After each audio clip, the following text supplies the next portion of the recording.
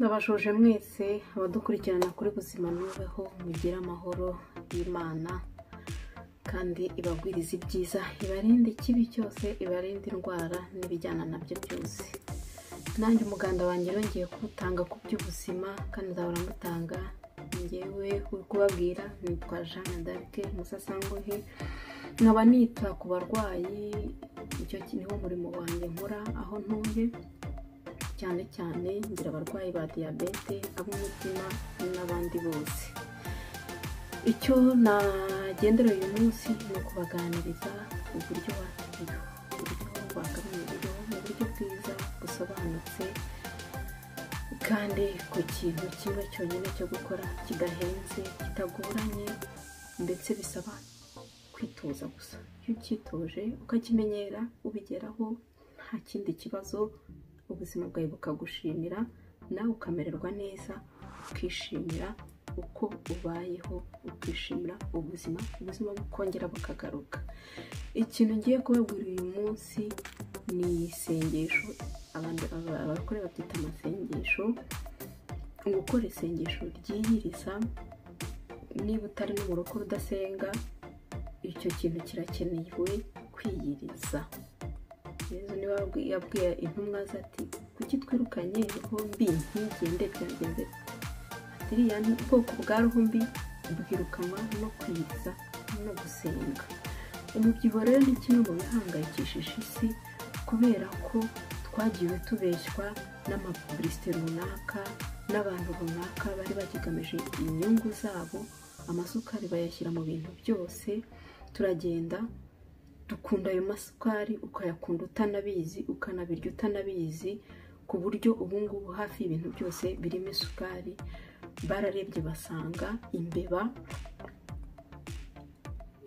isukari iyo ihawe imbeba, ya mbeba ikora ibyo ihora ishaka iyo sukari. Ni ukuvuga ngo isukari iratwifatira, iratwigarurira mu bwonko, icyo bita addiction.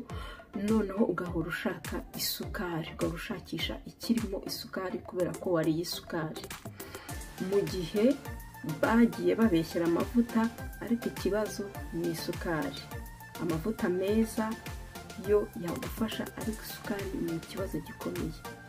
Yewe n'iy'imbuto, yewe n'iy'ibirayi.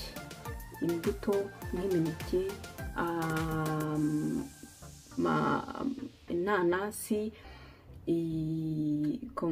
mange, imyembe, byose ni amasukari. Burya byaba byiza niba ukeneye kuyarya nijoro, kandi ukayavanga n'ikindi kintu kiri butume igabanya ubukana, nka yawurute idafite isukari.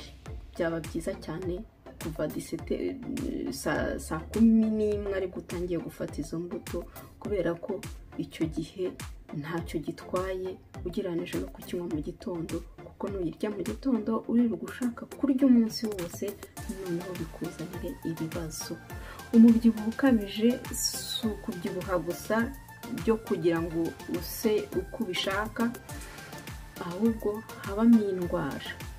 Wa mudamu we, niba ufite mu nda ukagenda kuri ba batayeri bapima bagasanga mu nda harengeje 89, harimo ikibazo. Ni ukuvuga ngo iyo nda iri ishobora kukuzanira mu myaka 40 kugeza kuri 65 icyo bita diabete, indwara z'umutima, indwara zitoroshye mu by'ukuri. Muri izo zose ntabwo ari indwara dusanzwe tuzi nk'amavirusi, amabagiteri cyangwa iki, ahubwo ni indwara bita maladi za civilisation. Abakecuru bacu bari banabizi cyane, ngo nawe wa wundi yarwaye indwara z'abakire. Nibyo, izo ndwara birashoboka ko wazirinda, birashoboka ko n'igihe wazigezemo ushobora kuzigabanya niba ufashe indi myitwarire, niba uhinduye bimwe mu byo wakoraga bitari ngombwa, nko gufata amasukari mu gihe cya mu gitondo, yaba y'umuneke, yaba y'inanasi, yaba y'imyembe, yose yitwa isukari. Ni ukuvuga ngo kandi rero ikindi umuntu agomba gukora ni ukuvuga ngo si bundi ko ari byo mfite byonyine nabigenza gute? Nta kibazo, byihorere rwose, utarya mu gitondo ntawe byishe nta n'ikibazo byagutera. Ese ko mba numva inzara, wafata akantu nk'utunwa, numvise mu Rwanda byarahageze byitwa makadamiya, biri kuhahingwa, ariko ikibazo bihingwa byigira mu mahanga, tw'abanyarwanda ntibitugereho. Nibaza usanze bari babicuruza baguhaho dukeya, niyo wafata tune twonyine ukareba mu minota ingahe inzara ibigabanutse. Wafata agakafe kandi kagire ibibi byinshi, ariko icyiza cyako iyo ugafashe ntushyiremo isukari, ntushyiremo amata, shyiramo amavuta, amabire de koko, amavuta ya koko, ugashyiramo akayiko kamwe. Aya mavuta azwiho gukura kanseri mu mubiri, ni ukuvuga akura kanseri yagezemo, ariko iyo amaze gufata ibyicaro birakomeye, indwara yamaze kukugera mu mubiri kaba kabaye akenshi ntacyo gukora. Iyo ugize Imana irakira, ariko guhindura imyitwarire ni ibintu byiza cyane. Ni ukuvuga ngo rero wafata isengesho ugatangira kufungura rya mu gitondo ukarikuraho, wabona ubishoboye n'irya saa sita ukarikuraho. Uri gukora ekonomi, umubiri wawe uri kubuha umwanya wo gutwika bya binure byagiye biritendera, kandi uri guha umwanya wo gukora nk'umurima waraye. Iyo umurima waraye uba neza. Umubiri Imana yaduhaye ni ikintu gikomeye cyane, ni ikintu gifitemo ubushobozi udashobora kumva, ariko ugomba kugakora, kuha umwanya, kuha akaruhuko. Akaruhuko ni ukuvuga ngo ntabwo ari umunsi umwe, bihoraho. Ntabwo igihe cyose uzajya uhora urya, ntabwo igihe cyose uzahora uvuga. Niba wumva ugomba guceceke, niba wumva ugomba kurya ubireke. Ni ukuvuga ngo kwa kundi ngo ayiwenga ibi biryo ngo biraza kumeneka, bya bindi baduteje ngo ayiwenga ngo nta utamara isahani baguhaye. Niba uhaze birahagije. Niba umuntu agiye kukugaburira, ba bakecuru bakugaburira cyane n'urukundo rwinshi, mama murakoze, ariko ibi biryo ntabwo byakunda, cyangwa mu bimpfunyikire ndabijyana, ariko ubu ngubu birahagije. Nuko batureze, ariko rero umuntu agomba kumenya ngo ibyo biryo bibikwe, bijya hanze, wabiraza hanze kugira ngo bidapfa, ukazabirya undi munsi. Ariko niba urugero rwawe wumva rwageze, niba wumva utagishoboye, hagarika umenye ngo ubu ngubu byashize. Cyangwa niba bikunaniye wenda ukabirya, ugahita ushyira mu gitekerezo cyawe ko ugomba kwisubiraho ku minsi ikurikiraho. Nuko abantu b'inaha ngaha bakora, nuko abantu babigenza. Aravuga ati iminsi y'ubunane na Noheri nariye gutya, iminsi izakurikiraho agafunga.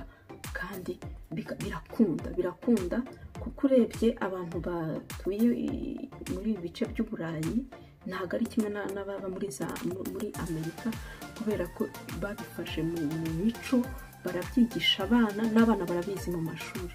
Ariko biratangaje cyane nubwo bagiye babitwigisha, kandi ni ikibazo gikomeye, ni ikibazo cy'ubuzima. Ugasanga umwana ntabwo bashobora kumwigisha uburyo akeneye izo mboga, akeneye ako gasupu, akeneye ibintu, ntazi kumenya indyo yuzuye n'indyo ituzuye. Bituma rero arya ibyo abonye, noneho akagira ibibazo by'ubuzima. Ni ukuvuga kuva tukiri abana, ibyo bintu twakagombye kubanza kubitora tukabitoza abandi. Nashimiye umumama nagiye gufasha, wambwiye ati mva nkubwire, urakoze urankoreye mu buzima, ibintu ni korona nishiramo nzajya mu Rwanda njye kubyigisha abandi. Afite imyaka hafi 80 ndetse irenze, ahubwo afite 80 irengeje, ariko yahise yumvamo imbaraga zo kuzagenda akabyigisha abantu. Nawe rero bibwira abandi, ubafashe, ugire gute. Hari uburyo bwinshi wakora iryo sengesho. Kuki ujya gusenga ubundi n'imodoka? Ufite korari, baguhaye lifuti, babwira uti ntumugaruke kumfata, ushaka inkweto za siporo, ugaruke n'amaguru. Kubera iki? Ujye gusura umuntu urwaye, mwijyana imodoka, jyana n'amaguru. Ufite amafaranga 200, tega ugenda ugera i Kabuga, wongere ugaruke n'amaguru. Ukora uko ushoboye, nta telefone, nta kofi, birahita bigutera ko ugomba gusubira mu rugo kuko n'ubundi ugomba kurara mu rugo uko byagenda kose. Rero byagufasha cyane, bisaba kwishyiramo ikintu ukagikomeza. Hari ibintu byinshi bifasha mu kugabanya inzara, nababwiye iyo kafe, nababwiye utunwa, habamo macadamia, habamo amande, habamo utundi babyita noix de cajou, sinamenye uko byitwa mu Kinyarwanda, mu mbabarire, ariko biri ngombwa kubera icyo utuntu urya tune ugahaga nk'uwariye saa sita kandi ukagira imbaraga, atari kwa kundi urya wamara kurya ukumva urahaze. Niko remamifere zikora iyo ziriye zihita zicika intege. Ariko iyo unyweye turiya tunwa turahaga kandi ugakomeza ibyawe. Hari umuntu wantangaje cyane mubaje, ariko se izo nwa ziri guhinga mu Rwanda ziri kugera no ku bantu, izo bitwa macadamia? Atereka doretse no kuba batabizi, atari ku bundi Abanyarwanda se ibyo bintu barabikunda, ibintu by'ubuzima ntacyo bibabwiye. Nyabuna ubuzima buratureba, ntabwo tuzajya twicara tureberera, dufate ingamba, tubwire aba bantu ibi bintu, dufashanye, duterane inkunga mu buryo bwose bushoboka, twirinde indwara, turinde ubuzima, naho ubundi bizatugora kubera ko mu minsi yashize nta kanseri zajyaga zibaho, nta madiyabete yajyaga abaho mu Rwanda, yabaga ari makeya, hari nk'ikibazo cy'umuryango. Yewe ngewe umuntu w'umuturanyi nigeze kumenya kandi ufite imyaka 40, ni uwari urwaye iriya diyabete idaterwa no kubyibuha, diyabete iriya ya mbere, ntabwo iriya yo nta nubwo iterwa, iyindi yo iterwa rwose n'amasukari. Ibyo byo ntabwo ari ibanga, ariko turebe nko muri Coca-Cola yonyine kandi urakanywa ukumva iyo sukari ushobora kuyumvamo ibiyiko 10, 1, 2, tuyiko 2, 3, 4, 5, 6, 7, 8, 9, 10 muri Coca, n'ahandi hose, yewe no muri hamburger bashyiramo. Ibyiza rero tekera ibiryo byawe, wishakira ku wundi muntu, ntabwo wabyuka utekerwa n'undi muntu ngo menye ikintu bashyizemo. Yewe ubishoboye wakirinda rwose burundu. Yewe ku bwanjye navuga nti n'amavuta wayareka, kubera ko amavuta meza arahenze,